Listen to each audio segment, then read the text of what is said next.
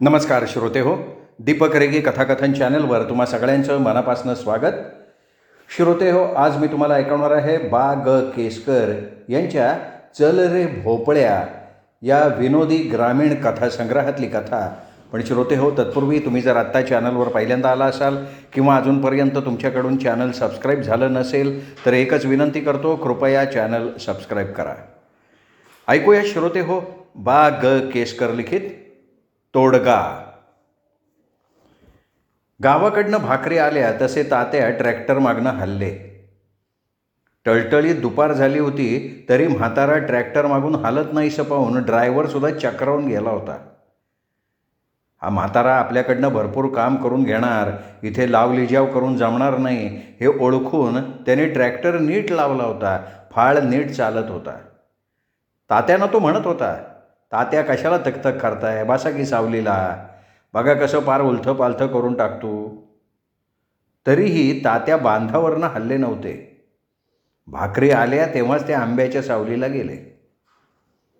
भाकरी खाता खाता तात्यांच्या मनाची चलबिचल झाली. भाकरी खावीशी वाटेना. आपण या वयातही धडपडतोय कशासाठी? राहवत नाही म्हणून. आपल्याबरोबरची माणसं घरातनं बाहेर पडत नाहीत. कुणी माळ घालून देवधर्माच्या नादी लागली, कुणी नातवंड खेळवायला लागली, कुणी अंगणातल्या वाळवणावर राखण म्हणून बसायला लागली. आपण मात्र अजून तरण्या ताठ्या नवीन कुळवाड्यासारखं रानात येतोय, गड्यांवर देखरेख करतोय. तरुणपणी कष्ट केले, आता म्हातारपणी देखील तेच. तरुणपणी वाघासारखं काम केलं, ही शेती नावारूपाला आणली, मळा डोलायला लावला. आसपासच्या 10 गावात तात्या पाटलासारखं उत्पन्न कुणी काढत नव्हता. माणसं वाकडी वाट करून मळा पाहायला यायची. पोटच्या पोरागत पिकाला पोसायचं. वाऱ्यावर काळं ढोण पीक डोलताना आपलं ऊर भरून यायचं. पोत्यांनी रास भरताना, गुळाच्या गाड्या घरात रिचवताना आपल्याबरोबर मालकिणीलाही आनंदाचं भरतं यायचं. उत्पन्न वाढलं, पैसा हातात खेळायला लागला. विहिरीवरच्या मोटा जाऊन इंजिनं बसवली. बैलगाणा जाऊन क्रशर बसला. तोही विकून आता कारखान्याला ऊस जायला लागला. विहिरीवर पलाणीला आंबा, नारळ, चिकू, निंबोणी अशी भरगच्च झाडं बहरायला लागली. पण तात्या पाटलाचे कष्ट कमी झाले नाहीत. त्यांना आठवलं, असंच गुऱ्हाळ चालू होतं. गाड्यांचा भरणा कमी होता. आधणाला रस कमी पडत होता. फाळक्यावर गडी कमी. तात्यानं स्वतः धोतर खोचून मोळ्या व्हायला सुरुवात केली. तेवढ्यात पलीकडच्या गावची काही माणसं मुद्दाम तात्या पाटलाची शेती पाहायला आलेली. गुऱ्हाळ घरात तात्याची चौकशी करतात तर तात्या फाळक्यावर उसाच्या मोळ्या वाहतोय. असे कष्ट, जीवापाड. मोठा म्हणू नका, नांगर म्हणू नका. घामानं शेतीला न्हाऊ घातलं आणि फुलं पिकवली. पण आता ह्याच बहरलेल्या मळ्यात घास गोड लागत नव्हता, त्यांच्या तोंडात फिरत होता. जयसिंगाची आठवण झाली आणि त्यांचं मन अधिकच बेचैन झालं. जयसिंगाचं अलीकडचं वागणं आणि त्याचं फिरणं यामुळे हताश झालेले तात्या त्याच्या विचारानं अधिकच उदास झाले. त्यांनी डबा बाजूला सारला, पाणी प्यायलं आणि गाड्याला डबा घेऊन जायला सांगितलं. जयसिंग त्यांचा एकुलता एक मुलगा. तात्यांची अपेक्षा की पोरानं आपल्या मागे शेतीत लक्ष घालावं, आपल्यापेक्षा अधिक उत्पादन काढून नाव कमवावं. बाप से बेटा सवाई असं लोकांनी म्हणायला पाहिजे. बियाण्यांच्या नवीन नवीन जाती निघत होत्या. नवी तंत्र, नवी औषधं, नवे प्रयोग येत होते. आपल्या मळ्यात त्यांचे प्रयोग करावेत. बापाच्या ज्ञानाचा आणि अनुभवाचा त्यांनी उपयोग करून घ्यावा. ह्या वयात स्वतः तात्यांची मळ्याची ओढ कमी होत नव्हती. शिवार हा त्यांचा विरंगुळा होता. नवनवीन प्रयोगाची त्यांना या वयातही हौस होती. जयसिंगला मात्र यात काडी मात्र रस नव्हता. त्याला अलीकडे वेड लागलं होतं पुढारी बनण्याचं. पुढाऱ्याचा पोशाख करून गावोगाव फिरायचं, पुढाऱ्याबरोबर दौरे काढायचे आणि मेजवान्या झोडायच्या. बास हिंडत राहायचं गावोगाव. गेल्या लोकसभा निवडणुकीपासून एखादं लागीर व्हावं तसं हे पोरगं राजकारणानं झपाटलं आणि मग हे त्याचं व्यसनच होऊन बसलं. वारं भरल्यासारखा तो फिरायला लागला. आज काय या आमदाराचा दौरा, उद्या काय झेडपीचा अध्यक्ष. तात्यांना वाटलं होतं निवडणुकीची रणधुमाळी संपल्यानंतर आपसूक पोरगं घरात रमेल, बैल बारदाण्याकडे लक्ष देईल. पण घडलं भलतंच. लोकसभेच्या निवडणुकी संपल्या, देशात अघटित घडलं, नवं वारं व्हायला लागलं. जयसिंगानं एका रात्रीत टोळी बदलली. त्यांची गँगच्या गँग सत्ताधारी पार्टीकडे गेली. मोठा समारंभ झाला आणि पक्षप्रवेश केलेल्यांच्या यादीत जयसिंगाचं नावसुद्धा छापून आलं. तात्यांना हा एकूण प्रकारच समजण्याच्या पलीकडचा वाटला होता. ते दिवस रात्र धंदा सोडून भटकणं काय, धुळीनं माखून येणं काय आणि एका रात्रीत पक्ष बदल काय. गायवासरानं लय धुमाकूळ बघा तिच्या आईला, जयसिंग तात्यांना म्हणाला. कोणच्या? आपल्या काळ्या गाईनं म्हणतो का? अरे ती आहेच तशी बाजिंदी. अरे तात्या, तुम्हाला आपल्या ना घरादाराशिवाय काही दिसतच नाही. अहो, आपली काळी गाय कशाला धुमाकूळ घालती? बरं मग जाऊ दे, तुम्ही आपला बसा. खोंड किती झाली आणि माडल्या मळ्यात वरलक्ष्मी करायची का नेमकर एवढंच बघत. देशात काय चाललंय, केवढा बदल झालाय. काय बी काळजी करू नका सर. तात्यांना हा त्रागा समजत नव्हता. त्यांना एकच ठाऊक होतं, आपली शेती चांगली तर आपल्याला बाहेर मान. मग हा असं का करतोय? आपला धंदा आधी नीट बघावा. पण हे या खोळावलेल्या पोराला सांगण्यात काय फायदा? आपण उगी राहावं हे बरं. म्हणून त्यांनी बोलणं आटोपतं घेतलं. पडतं घेण्याच्या सुरात ते म्हणाले, तुला काय करायचंय ते कर बाबा. त्यांना वाटलं पोरवय आहे, असतो नाद या वयात. झक्कत एकदा कामाला लागला की येईल सुतासारखा सरळ. जातोय कुठं? आपलाच पोरगा आहे शेवटी. पण जयसिंगाचं राजकारणाचं वेळ दिवसेंदिवस वाढतच चाललं. पुढे असेंब्लीच्या निवडणुका आल्या. तिकिटासाठी धावपळ सुरू झाली. एस टीच्या तिकिटाला नसेल एवढी झुंबड असेंब्लीच्या तिकिटासाठी मुंबईला. जयसिंगरावही कोणाच्या तरी तिकिटासाठी मुंबईला जाऊन बसले. इकडे तात्यांचा शेतात रामरागाडा चालूच होता. आणि या वयातही तात्या तो उपशीतच होते. गड्यावर डाफरत होते, स्वतः पुढे होऊन काम करत होते आणि करून घेत होते. चौफेर लक्ष देऊन कामं झपाट्यानं उरकत होते. प्रसंगी पेठेला जाऊन मालमसाला आणत होते, माल नेत होते. पण आता त्यांना पहिल्यासारखा कारभार उरकत नव्हता. दिसायचं मान कमी झालं होतं. कष्ट केलेलं शरीर असलं तरी ते आता वयपरत्वे कुरकुरत होतं.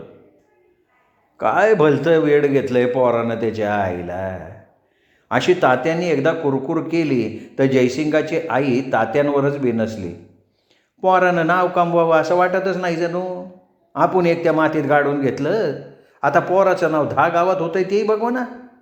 अगं मला काय बघवा ना म्हणती, पण आपला धंदा अगोदर नीट नका का? काय चाटायचं आहे काय त्या नावाला? उद्या ही शेती पडीक पडली, खायचे वांदे आले म्हणजे काय पुढारपण उपयोगीचं आहे का? अजून नवीन पोरग आहे, एकदा जम बसला म्हणजे घालेल की ध्यान. तुम्ही हाय म्हणून बिनकाळजी फिरतंय. केवढा मान आहे आमदारापाशी त्याचा. परवा तर ती कुण्या लांबच्या गावची माणसं आलती त्याच्याकडं, म्हणली चला तेवढा आमदार साहेबांना सांगायला, तुमच्या बिगर नाही जमायचं. जयसिंगाच्या आईचा चेहरा मुलाबद्दलच्या अभिमानानं मोहरून आला होता आणि तात्यांचा मात्र कसनुसा झाला होता. आपली शेती कशी झकास, उत्पन्न किती काढतोय म्हणून तात्या पाटलांना बघायला येणारी 10 गावाची माणसं कोणीकडे, आणि हे टावऱ्यासारखी आमच्याबरोबर चला म्हणायला येणारी माणसं कोणीकडे. उद्या धंदा बंद पाडला तर येणार आहेत का ही माणसं? असेंब्लीच्या निवडणुकीत तर कहरच झाला. गडी घरी वस्तीला यायचा पण बंद झाला. आला की केव्हा तरी मध्यरात्र टळून गेल्यावर येई आणि उजाडता निघून जाई. गावोगाव प्रचार सभांचा, घोषणांचा धुराळा उडाला होता. प्रचाराला उधाण आलं होतं. हौशे गवशे लोक कामधंदे सोडून ट्रकांमध्ये बसून जात येत होते. हॉटेलात वाचा खात होते. घसा खरवडून बेंबीच्या देठापासून ओरडून केव्हा तरी रात्री परत येत होते. कित्येक ठिकाणी दोन्ही पार्ट्यांच्या कुरबुरी घडल्याच्या बातम्या कानावर येत होत्या. तशात बाजाराच्या गावाला प्रचार फेरीत चकमक उडाली. दोन्ही बाजूंचे ट्रक आणि फटफट्या यांच्यात हातघाई झाली. दगडांचे काठ्यांचे सढळ उपयोग झाले. त्यात जयसिंग चांगला जखमी झाला. तालुक्याच्या गावाला दवाखान्यात जाऊन पाडला. बातमी कळताच तात्या पाटील मंडळींसह भेटायला गेले. डोक्याला दगड लागला होता. मुकामार बराच बसला होता. डोक्याला पट्टी बांधलेली. अशा अवस्थेत बघून जिजा अक्काला गैवरून आलं.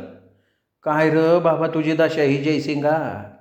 कुणासाठी कुणी मारायचं? त्याच्या कपाळावरनं हात फिरवून आपल्या कानशिलावर बोटं मोडत ती म्हणाली. तशी ह्या संधीचा फायदा घेऊन तात्या बोलले, तरी सांगतोय आपला धंदा बारा ना आपण बरं. हे लष्करच्या भाकऱ्या भाजणं आता तरी बंद करा. रानात एवढं ध्यान दिलं तर खंडीवर ज्यादा पिकल. तसाच जयसिंग उसळून म्हणाला, अहो लढाई येई, असू दे की 2-4 घाव, आम्ही याचा बरोबर वचपा काढणार. अहो स्वतः आमदार साहेबांनी सुद्धा लागलंय. झालं ते झालं, त्याने आमची शीट झाली पक्की. येऊ द्या निवडून आमचं गडी, मग बघा की त्यांची गंमत. अरे पण ही मारामारी मग तात्या, हो मारामारीला काय भेटायचा? अहो रानाकडं बघा म्हणताय तुम्ही. उद्या रानात खळ्याला राखण राहिलो आणि रातचं पारध्यानी मारलं तर काय करणार होता हो तुम्ही? तसंच हे समजा ना, हे तुमची आपली अर्धासाची कत्ता मुळपादाव येऊन जाऊन त्या रानाची वड. इथं पोराला लागलंय म्हणून बघायला आलोय का त्याच्याशी वाद घालायला आलोय? तात्यांनी तोंडच मिटून घेतलं. ते दवाखान्याच्या खिडकीतनं बाहेर बघायला लागले. पाहता पाहता डॉक्टरांनी लावलेल्या नवीन बुटक्या जातीची पपई त्यांच्या नजरेला पडली. एका झाडाला कितीतरी फळं लटकली होती. त्यांचं मन त्या झाडाभोवती घिरट्या घालायला लागलं. जाताना डॉक्टरांना त्या पपईची जात विचारायची ह्या नादात ते घडून गेले आणि जयसिंगवरचा राग थोडा नाही आला. आपण ट्रॅक्टर घ्यायचा विचार करत होतो. बैलांच्यानं धंदा उरकत नव्हता, मेहनत नीट होत नव्हती, रानातली हरळी मरत नव्हती, शिवाय गाड्यांच्या जीवावर नांगरट, त्यात दुसऱ्याचा वारंगोळा. आपल्या इतक्या काळजीनं दुसरी कुठली वागायला? सगळं जगच आळशी बनत चाललंय असं तात्यांना उद्वेगानं वाटायला लागायचं. त्यांच्या वेळी चांदणी उगवायला त्यांनी नांगर धरलेला त्यांना आठवायचा. दिवस उगवस्तवर अर्धा एकर त्यांनी उलथंपालथं केलेलं असायचं. आता बैलक दिवस उगवल्यावर एकमेकांना हाळ्या देतात म्हणून ट्रॅक्टर घ्यावा हेच बरं. एखादं चांगलं पोरगं ड्रायव्हर म्हणून ठेवलं की दिवसाचं चिक्कार काम. आपलं झालं का भाडं बरंच येईल. सीझनला कारखान्यावर वाहतुकीला लावला की ऊसही लवकर जाईल आणि तेवढंच उत्पन्न म्हणा किंवा त्याची कर्जफेड. बँकेमार्फत प्रकरण केलं पाहिजे या ऊस बिलावर. तात्या मी फटफटी आणतोय, जयसिंग म्हणाला. फटफटी? अरे पर अहो रोज उठून लोकांना गाडी मागायची नाही तर दुसऱ्याच्या फटफटीवर बसायचं. लय लाज वाटते तात्या आता. माणसं म्हणते फोडारी घ्या की एखादी फटफटी, काय घरी कमी नाही. परवा आमदार साहेबसुद्धा म्हणाले. ते राहू दे. अलीकडे आमदार साहेब म्हणले असं काही ऐकलं की तात्या चिडत असत. अरे फटफटी काय पुढच्या वर्षी घेऊ. पुढच्या वर्षी? यंदा ट्रॅक्टर घ्यावं म्हणतो जयसिंगा. तेवढं प्रकरण होत असेल बँकेत तर लवकर बघ. ट्रॅक्टरशिवाय शेती नाही मारदा. आपण फटफटी घेणार. लय पंचायत होती माझी. आता झेडपीच्या निवडणुका आल्या ती बिगर वाहनाचं इलेक्शन म्हणजे त्याच्या असं करू तात्या मोरल्या वर्षी घेऊ ट्रॅक्टर काय? अरे पण मी म्हणतो मोरल्या साली आपण फटफटी घेतली तर काय बिघडल का? तात्या निकराला येऊन म्हणाले. यांना कसं समजून सांगायचं अशा चेहऱ्यानं जयसिंग म्हणाला. अहो तात्या इलेक्शन लागणार आता झेडपीची. या भागातनं आपलं तिकीट कायम झालं आहे. मग उमेदवाराला स्वतःचं वाहन निदान फटफटी तरी नको आहे. म्हणजे आता तू झेडपीला उभा राहणार म्हण की. मग इतक्या वाढूळ सांगतोय काय? हे बघा एकदा झेडपीवर निवडून येऊ द्यावं मग आहे की सगळं. हळूहळू सगळं पद्धतशीर जम बसवतो का नाही बघा. अहो पुढारी असलं ना म्हणजे तात्या कामं कशी झाटापाटा वाहतात. कचेरीत कुणी अडवत नाही.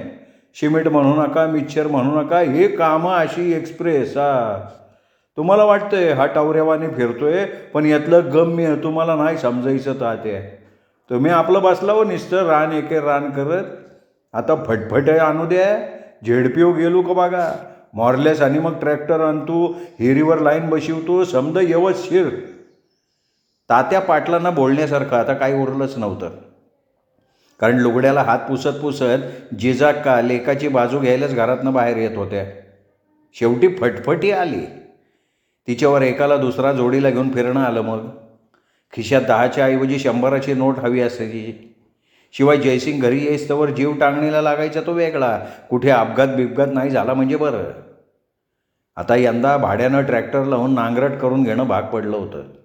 त्याच्या मागं बसणं भाग होतं. घरची बैलं बसवून ठेवून अशी पैसे देऊन नांगरट करून घेणं हेच तात्यांना मुळात पटत नव्हतं.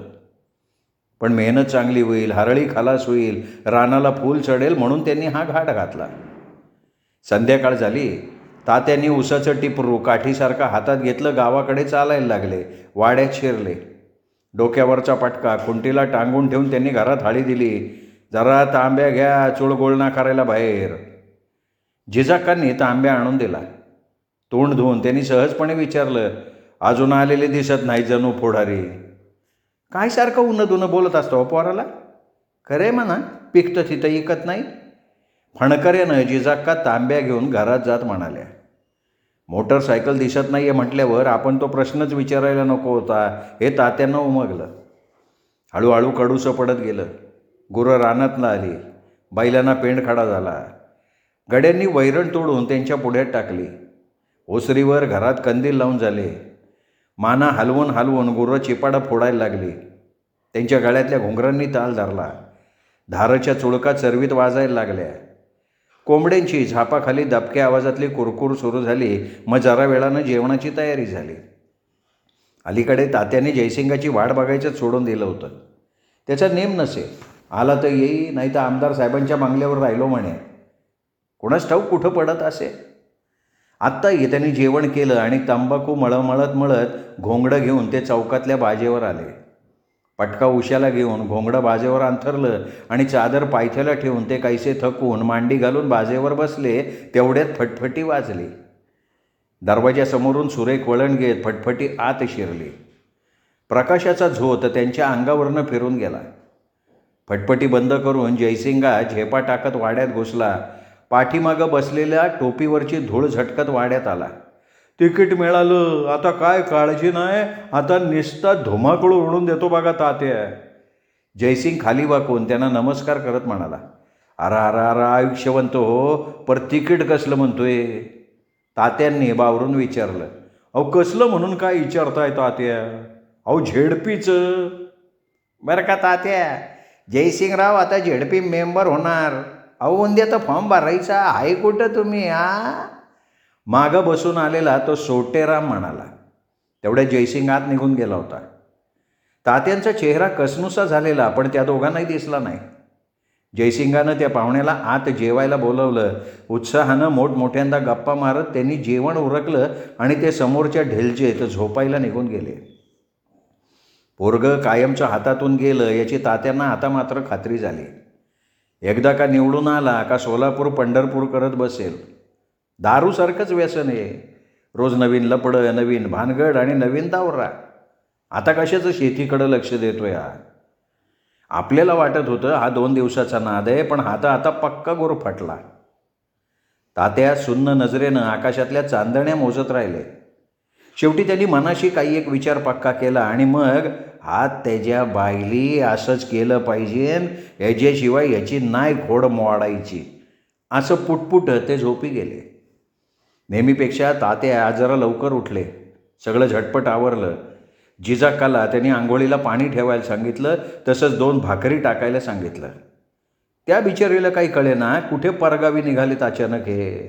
रात्री तर काही बोलले नाहीत, पण त्यांच्या गंभीर चेहऱ्याकडे बघून तिला जास्त विचारण्याचं धैर्यच झालं नाही. शिवाय आजवरच्या अनुभवावरनं तिला माहिती झालं होतं की जाऊन जाणार कुठं? मळ्यात जातील. ट्रॅक्टरवाल्याला बोलावलं असेल, मग त्याच्या नको का होटाटणे लावायला? तिने पाणी तापवून दिलं. 2 भाकरी टाकल्या. त्याच तव्यात झुणका टाकला. तात्यांनी आंघोळ उरकली, देवपूजा केली, ठेवणीतला पोशाख काढला. कोसल्या पटका, मलमलचं धोतर, कोट, बैजवार पोशाख करून ते खाटेवर बसले आणि त्यांनी भाकरी बांधायचा हुकूम सोडला. तेवढ्यात चहा आला. आता चांगलं उजाडलं होतं. गडी माणसं गुरांच्या खालची झाडलोट करण्यात गुंतली होती. जयसिंग आणि त्याचा दोस्त अंथरुणात उठून डोळे चोळत होते. तंबाखू मळण्याच्या तयारीत होते. तात्यांनी चहा घेतला, भाकरी पिशवीत टाकल्या. छत्री हातात घेऊन ते ढेलजेत आले. इतक्या सकाळी जामानिमा करून बाहेर पडणाऱ्या तात्यांना बघून जयसिंग चक्रावला. पण त्यालाही तात्यांना कुठं निघालात हे विचारायचं धाडस नाही झालं. पण तात्या स्वतः छत्री जमिनीत रोवून म्हणाले, पाहुणे झेडपीचा फॉर्म भरायचा म्हणजे काय काय लागतो?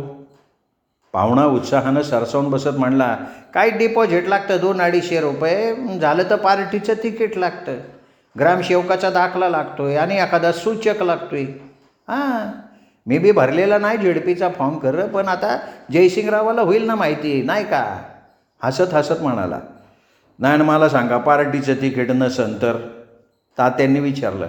नाही तसं चालतंय म्हणा, स्वतंत्र फॉर्म भरला तरी चालतोय की, पण मग तो अपक्ष होतोय ना, माणूसबळ कमी पडतो. याला कसं साखळी लागती खालपासून वरपर्यंत, म्हणजे जमते बघा सगळं. जयसिंगला हे सगळं अप्रूप वाटलं. एरवी आपल्या राजकारणाला नाक मुरडणारे, विषय निघाला की तोंड कसंनुसं करणारे तात्या आज एवढ्या आपुलकीनं चौकशी करतायत म्हटल्यावर तो काहीसा गोंधळून गेला. तात्यांचं हे रूप त्याला नवीन होतं. त्यांनी विचारलं, पण तात्या, आज कशी काय एवढी चौकशी चालली? त्याचा असं जयसिंग, तू काही यातनं असा सुखासुखी माघार घेणार नाही हे स्पष्ट दिसतंय मला. आज पातूर मी तुला जीव तोडून सांगितलं, म्हणलं बाबा आपल्या रानाकडं बघ, धंदा नीट चालव, त्याची माहिती करून घे. पण तुझं म्हणजे रामाशिवा गोविंदा, तुझा काही येळकोट जाईना. तात्यांना मध्येच थांबून जयसिंग म्हणाला, अहो जावा तवा हेच काय कथा सांगता राव, जगात काय फोडारी नाहीत का त्यांच्या शेत्या नाहीत? हां, उलट फोडारी झाल्यावर त्यांचा बारदाना 100 पटीनं वाढला आहे, तो तुम्ही बघा तर निसतं. आता काय आजच बघतोय की, तू काय असा तसा वाढवणार? आता इलेक्शनला 5-50 हजाराचा चुरा करशीनच की तू. 5-50 हजार कशाला? आणि समजा झाला तरी निवडून आलो का पहिल्या वर्षात वसूल करतो का नाही बघा की. अरे तोच नुसतं बघा बघा बघा 2 वर्ष झाली ऐकतोय मी आता काढला या तुझ्या नादाव तो अडगा हुडकून. तात्या दोन्ही हातात छत्री धरून खांद्यावर ठेवत म्हणाले, काय काय तो अडगा काढलाय तुम्ही? नाही, कळू द्या ना मला तरी, काय तो अडगा काढला तुम्ही सांगा. जयसिंग उपहासानं म्हणाला, अरे हे काय, मी बी निघालो तालुक्याला फॉर्म भरायला झेडपीचा. तुला नाही पाडलं इलेक्शनमध्ये ना तर बाप नवं तुझा, आणि त्याशिवाय तुझं डोळे बी उघडायचे नाहीत. आज पतूर लय ऐकलं रे. आता बघू तू निवडून येतो का मी येतो. बरं मला बघाय पाहिजे तो ग्रामसेवक कुठे, आणि नंतर पुन्हा गाडी वाटाय पाहिजे. तात्या झपाट्यानं दरवाजाच्या पायऱ्या उतरून गेले सुद्धा. सुन्न झालेला जयसिंग मुरमुट्या डोळ्यांनी ते गेलेल्या वाट्याकडे बघत राहिला. हातात मळलेली तंबाखू तोंडात टाकायचं भान त्याला राहिलं नव्हतं. श्रोते हो, तुम्ही ऐकत होतात बा.ग. केसकर यांची कथा तोडगा. कथा कशी वाटली हे कमेंट करून कळवा. या कथेचा व्हिडिओ लाईक करा, आणि लाईक करा तर करा, त्याच्यापेक्षा हाईपसुद्धा करा श्रोते हो, ही विनंती करतो आणि थांबतो. भेटत राहूयात दीपक रेगे कथाकथन चॅनलवर. नमस्कार.